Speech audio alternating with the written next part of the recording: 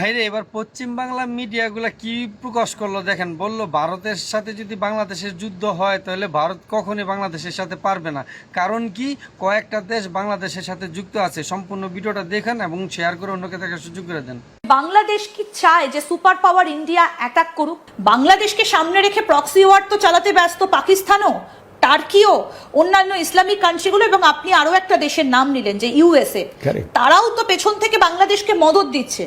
তাহলে তো ভারতের দুদিক থেকে মানে স্যান্ডউইচ একটা সমস্যার মধ্যে তো ভারতকে পড়তে হতে পারে সেই জায়গায়। বাংলাদেশ কি চায় যে সুপার পাওয়ার ইন্ডিয়া অ্যাটাক করুক? আমরা এই বিষয়টা নিয়েও আসবো। কর্নেল সৌমিত্র রয় শৌর্য চক্র আমাদের সঙ্গে এই মুহূর্তে রয়েছেন, আপনাকে আরো একবার স্বাগত জানাই।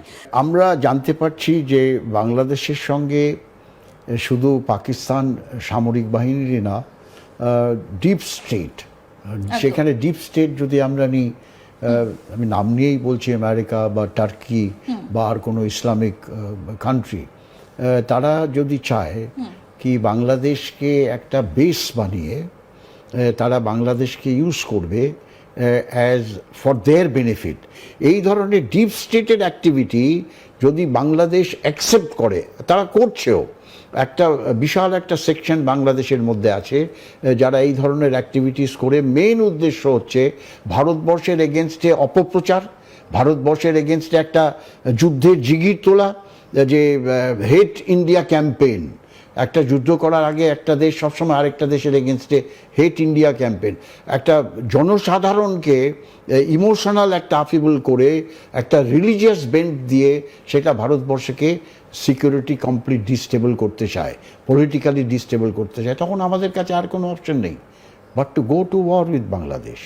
আচ্ছা, বাট একটা জিনিস মনে রাখতে হবে, তখন কি ভারতকে, আমি আসবো স্যার, একটা প্রশ্ন এখানে, তখন ভারত কার এগেনস্টে যুদ্ধ করবে? কারণ বাংলাদেশকে সামনে রেখে প্রক্সি ওয়ার তো চালাতে ব্যস্ত পাকিস্তানও, টার্কিও, অন্যান্য ইসলামিক কান্ট্রিগুলো, এবং আপনি আরো একটা দেশের নাম নিলেন যে ইউএসএ, তারাও তো পেছন থেকে বাংলাদেশকে মদত দিচ্ছে।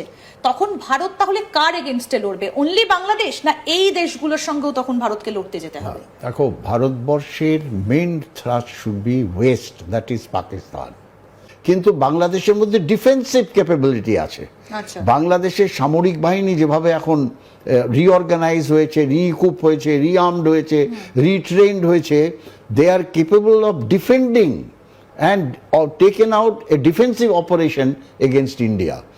সেক্ষেত্রে Pakistan is, I give Pakistan the main enemy and Pakistan has to be tackled in a bigger way.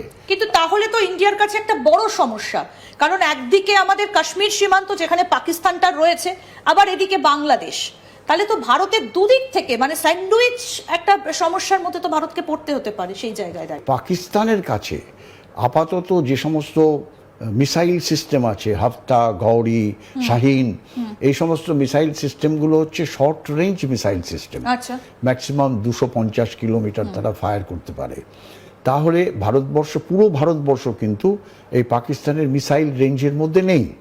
Specially আমাদের north eastern area, southern area, এগুলো পাকিস্তানের মিসাইল রেঞ্জের মধ্যে নেই। তারা চাইবে এই সুযোগে বাংলাদেশের মধ্যে মিসাইল বেস করে সেখানে বাংলাদেশকে হেল্প করে Pakistani missile system including tactical nuclear weapon system can be stored there. আর দরকার হলে সেখান থেকে এটা একটা ডেটারেন্ট হয়ে যাবে ভারতবর্ষের পক্ষে। আর শুধু তাই না, তারা দরকার হলে তারা সেখান থেকে পুরো ভারতবর্ষকে কভার করতে পারবে বাই দি মিসাইল সিস্টেম।